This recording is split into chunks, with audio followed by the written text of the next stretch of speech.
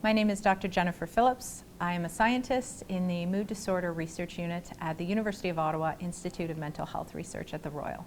My research focuses on depression and suicide prevention.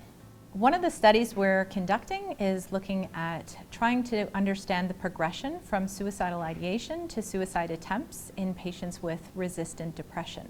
Many patients with depression have suicidal thoughts, but very little is known about its biological underpinnings, and there are few treatments available. So we hope through this research to be able to better understand suicidal ideation and suicide attempts and understand who might be at risk.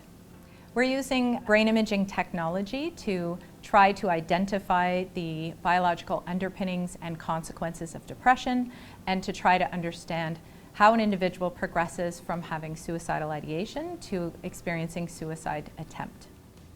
Integrating research into the clinical care pathway is really important and can be very beneficial to clients.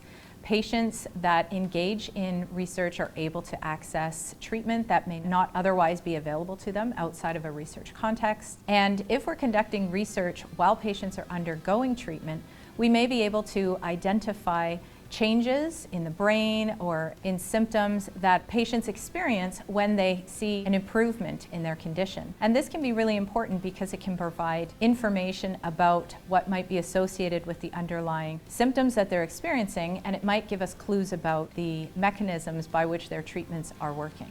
It's important to consider participating in research because you can give back and contribute to a better understanding of mental health conditions and really provide us with the opportunity to advance scientific knowledge in these areas.